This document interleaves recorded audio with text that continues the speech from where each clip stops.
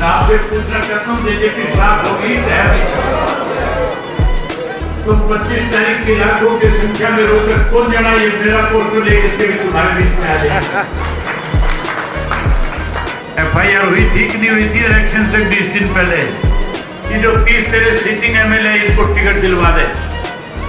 अगर टिकट नहीं दिलवाई तो चलते इलेक्शन में उठा करके जेल की सलाखों के पीछे बंद कर देंगे। हुड्डा की बात मान करके राहुल गांधी ने 30 के 30 सिटिंग MLA को टिकट दे दी।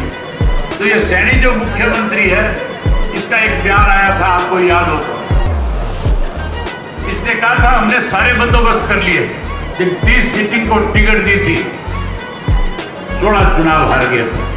अब प्रदेश का बच्चा इस बात को जानता है कि भाजपा की बी टीम तो भूपेंद्र सिंह हुड्डा एंड पार्टी है, हम वोट काटो नहीं है।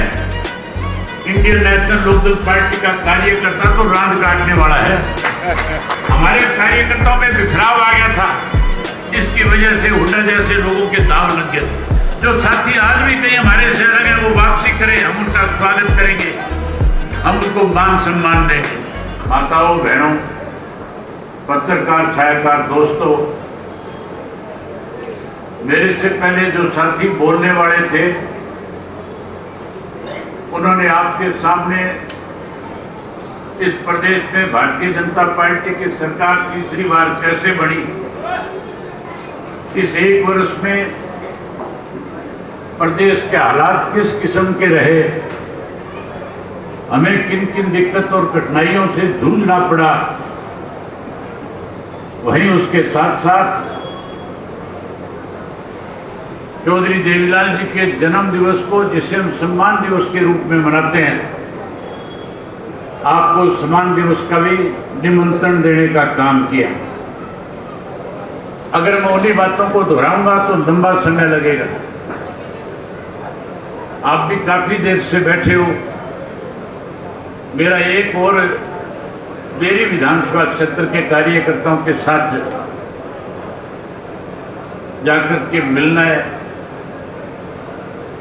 साथियों, मैं पिछले 1 साल से लगातार हरियाणा प्रदेश के अलग अलग गांव में गया हूं, शहर और कस्बों में लोगों से मिला हूं। मैं और माजरा साहब पिछले 1 वर्ष से लगातार कैसे नए सिरे से मजबूत संगठन आपकी पार्टी का खड़ा हो, कैसे बूथ के स्तर के ऊपर संगठन की जिम्मेवारी पार्टी के लोगों को दी जाए, इसके लिए 1 वर्ष से काम कर रहे थे। और उससे पहले भी मैंने प्रदेश भर में एक परिवर्तन यात्रा निकाली थी। 4200 किलोमीटर का सफर तय किया था। 6 महीने 11 दिन पैदल चल करके 2000 से ज्यादा गांव, शहर और कस्बों में लोगों से मिला था। जब मैं परिवर्तन यात्रा के दौरान लोगों के बीच में गया और जिस भी गांव में रात को पड़ाव था, ठहरता था, जब लोगों से मिलता था, बातचीत करता था, तो गांव के लोग अपने गांव की समस्याएं मेरे सामने रखते थे। कहते थे हमारे गांव में स्कूल है, मास्टर नहीं है। कई गांव की समस्या थी जहां अस्पताल थे, डिस्पेंसरी थी, वहां डॉक्टर नहीं थे, स्टाफ नहीं था।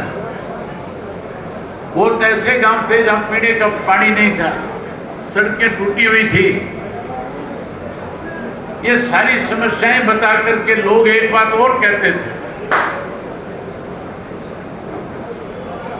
कि हमने तो भारतीय जनता पार्टी को 2019 में सत्ता से बाहर कर दिया था, लेकिन कुछ ऐसे स्वार्थी लोग MLA चुन करके आगे, विधायक बन करके आगे, जिन्होंने दोबारा भारतीय जनता पार्टी को सत्ता में लाने का काम किया।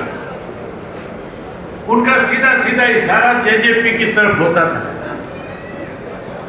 वो सीधा सीधा कहते थे, जो हमारे बीच में आके ये कहते थे हम चौधरी देवीलाल की नीतियों को बढ़ाएंगे, जो ये कहते थे कि 75 पार का नारा देने वाली बीजेपी को जमुना पार छोड़ करके आएंगे, उन लोगों ने हमारे साथ धोखा किया। लोग कहते थे हमने बीजेपी को 40 में रोक दिया, 50 विपक्ष के बढ़ा करके दे दिए। विपक्ष के लोगों की जिम्मेवारी तो ये बनती थी कि इकट्ठे होकर के प्रदेश में सरकार बना करके लोगों के बीच में लोगों की दिक्कत और कठिनाइयों को सुन करके उसका निवारण करते। लेकिन साथियों, विपक्ष की सरकार बनाने की बजाय अपने स्वार्थ के लिए 10 जेजेपी के एमएलए ने सरकार में शामिल होकर के लगातार 5 वर्ष इस प्रदेश को दोनों हाथों से लूटने का काम किया। अगर विस्तार से चर्चा करूंगा, समय लगेगा। बहुत घोटाले हुए थे। सबसे पहले धान का घोटाला हुआ, उसके बाद शराब का घोटाला हुआ, रजिस्ट्री घोटाला हुआ, जोड़ की खुदाई और सफाई के नाम पे भी पैसे खा लिए। पढ़े लिखे नौजवान बच्चों के फार्म भराकर पेपर लीक करने का घोटाला करके उनसे भी पैसे ऐंठ लिए। सरकारी दवाइयों की खरीद में 450 करोड़ रुपए सत्ता में बैठे लोग डकार गए।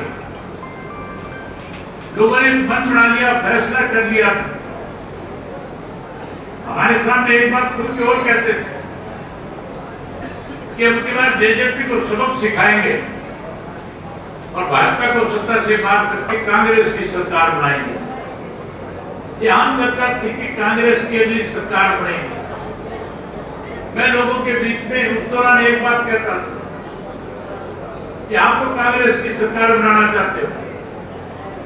ये भूपेंद्र सिंह हुड्डा जो है भाजपा के साथ मिलकर के प्रदेश को कमजोर करना चाहते हैं। लोगों को हमारी बात पे विश्वास नहीं होता, बात सुनते थे, लेकिन कहीं मन ही मन ये तय कर रखा था कि अगली सरकार कांग्रेस की बनाएंगे। चुनाव हो गए। चुनाव के नतीजे जब आए, जेजेपी को सबक सिखा दिया, जेजेपी को सत्ता से बाहर कर दिया। जो कहते थे हम 45 जीतेंगे, अपनी सरकार बनाएंगे, उनको माइनस पे जाके खड़ा कर दिया। जेजेपी की सफाई होगी तो रही है अभी तक थोड़ी बहुत। मैं आपसे पूछना चाहता हूं, जेजेपी साफ होगी तो है भी साफ होगी? थोड़े दिन और रुक जाओ। अभी तो इन्होंने चौधरी देवीलाल का पोस्टर हटाया, चौधरी ओम प्रकाश चौटाला का पोस्टर लगाया है। अब कहते हैं चौधरी ओम प्रकाश चौटाला के नाम की राजनीति करेंगे। कहते नहीं कहते आजकल तो 25 तारीख की लाखों की संख्या में रोकर कौन जाना ये मेरा पोस्टर लेकर के भी तुम्हारे बीच में आ जाएगा। जहां साथियों इनकी सफाई होगी, वही एक बात आज पूरे प्रदेश में चर्चा का विषय है। अब जब मैं लोगों के बीच में गया, 1 साल से संगठन के लिए लोगों से मिला, मैंने पूछा ये तीसरी बार सरकार कैसे बनी? तो लोग खुल के कह रहे थे कि हुड्डा पार्टी ने कांग्रेस बीजेपी की तीसरी बार सरकार बनाई है, एक षड्यंत्र के तहत बना ली। साथियों, षड्यंत्र कैसे रचा आप इस बात को शायद नहीं जानते।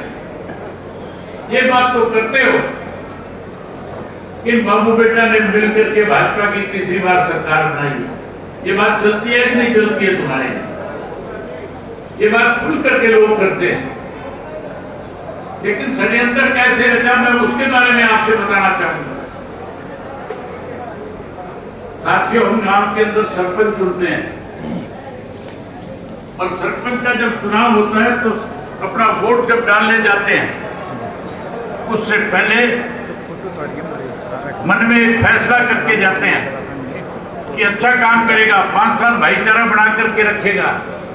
प्रदेश में अलग अलग बिल्डरों के घर पे चुनाव से 20 दिन पहले रेड मनाई गई थी और रेड मारी गई थी। एक रामप्रस्ता नाम का बिल्डर था जो भूपेंद्र सिंह हुड्डा का पार्टनर है। जब उसके घर पे रेड हुई, जो दस्तावेज उसके घर से पकड़े गए, उन दस्तावेज में भूपेंद्र सिंह हुड्डा के परिवार के जो सदस्य हैं वो उसमें पार्टनर पाए गए, हिस्सेदार थे, उनके नाम शेयर होल्डिंग थी। उसी शेयर होल्डिंग के आधार के ऊपर भूपेंद्र सिंह हुड्डा के खिलाफ पर्चा दर्ज कर दिया, FIR दर्ज कर दी। FIR हुई थी कि नहीं हुई थी? इलेक्शन से 20 दिन पहले आपसे पूछना चाहता हूं, ये जानकारी है कि नहीं है? जब पर्चा दर्ज हो गया तो ईडी ने पकड़ने की बजाय हुड्डा से कहा भाजपा के नेताओं से संपर्क करो ताकि जेल जाने से बच जाओगे। हुड्डा ने भाजपा के नेताओं से संपर्क किया, उनसे पूछा बताओ क्या मदद कर सकता हूं। उन नेताओं ने सीधा इशारा किया, सीधा कहा कि जो 30 तेरे सीटिंग एमएलए इनको टिकट दिलवा दे, अगर टिकट नहीं दिलवाई तो चलते इलेक्शन में उठा करके जेल की सलाखों के पीछे बंद कर देंगे। हुड्डा राहुल गांधी के पास गया और राहुल गांधी के पास जाकर के हुड्डा ने कहा कि अगर हमने 30 के 30 सीटिंग को टिकट नहीं दिया तो कांग्रेस में भगदड़ मच जाएगी, आधे से ज्यादा भाग जाएंगे।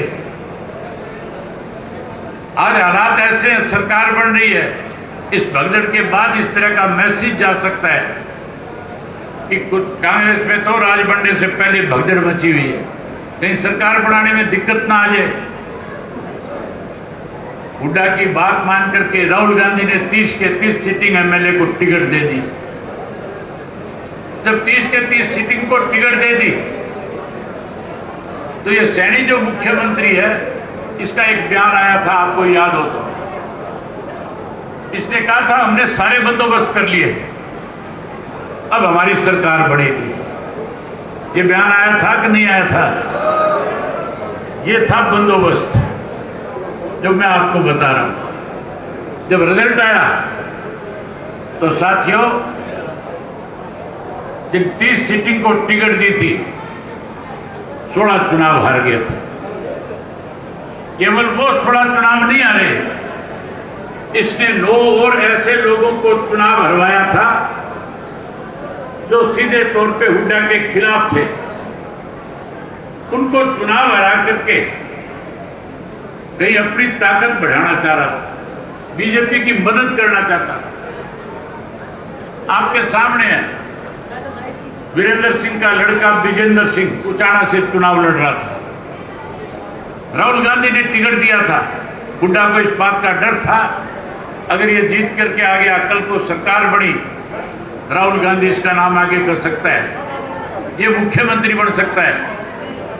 कैसे उसको हराया जाए, कैसे बीजेपी की मदद की जाए, साथियों उसके सामने 3 खड़े कर दिए थे।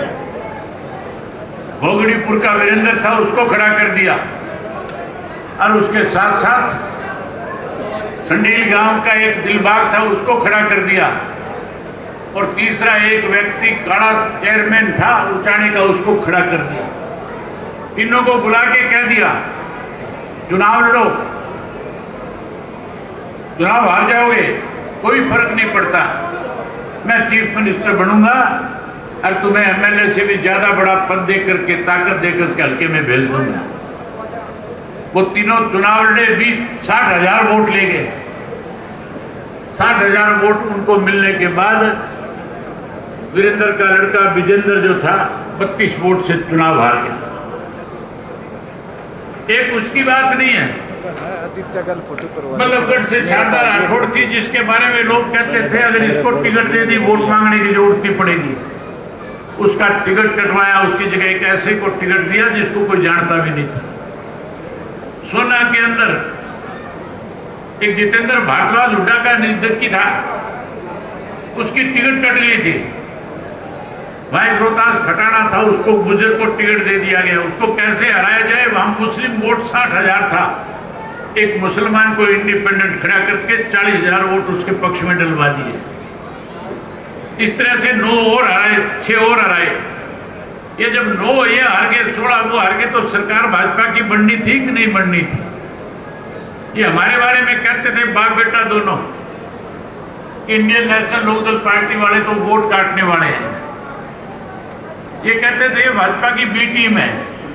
अब प्रदेश का बच्चा इस बात को जानता है कि भाजपा की बी टीम तो भूपेंद्र सिंह हुड्डा एंड पार्टी है। ये बात है कि नहीं है? आज ये हमें वोट काटू कहते थे, हम वोट काटू नहीं है। इंडियन नेशनल लोकदल पार्टी का कार्यकर्ता तो रांद काटने वाला है। हमारे कार्यकर्ताओं में बिखराव आ गया था, इसकी वजह से हुड्डा जैसे लोगों के दाव लग गए थे। अब इंडियन नेशनल लोकदल पार्टी का कार्यकर्ता फिर से इकट्ठा हो रहा है। जो कहीं गलती से किसी के बहकाव में आकर के दूसरी पार्टी में चला गया था, आज फिर से इंडियन नेशनल लोकदल पार्टी के साथ जुड़ रहा है, जुड़ना चाहता है। जो साथी आज भी कहीं हमारे से अलग हैं, वो वापसी करें, हम उनका स्वागत करेंगे, हम उनको मान सम्मान देंगे। साथियों, आज दोबारा इंडियन नेशनल लोकदल पार्टी का कार्यकर्ता जुड़ रहे हैं कि नहीं जुड़ रहे हैं आपस में? आज फिर जुड़ रहे हैं। आप इतनी बड़ी संख्या में बैठे हो, अगर जुड़ाव ना होता तो आज फिर इतनी बड़ी संख्या में इकट्ठा नहीं होते। और आपकी खाप के साथ तो, आपके जाखड़ कौम के साथ तो हमारा एक रिश्ता भी है कि नहीं है? रिश्ता जानते हो कि नहीं जानते हो? तो फिर रिश्ते को निभाना। और 25 तारीख को सबसे ज्यादा बड़ी संख्या में इन 36 गांव के साथियों को लेकर के आना। आओगे सारे? तो आप जब बड़ी संख्या में आ जाओगे, एक सीधा संदेश देश में जाएगा कि लोग जहां चौधरी देवीलाल के प्रति अपने श्रद्धा सुमन अर्पित करने आए, वहीं ये बात, इस बात पे मोहर लगाने आए हैं कि हम कांग्रेस को सत्ता से दूर कर देंगे, भाजपा को सत्ता से बाहर कर देंगे और इंडियन नेशनल लोकदल पार्टी की सरकार चौधरी देवीलाल की नीतियों की सरकार बनाने का काम करेंगे। आओगे सारे? बहुत धन्यवाद। जय हिंद, जय हरियाणा।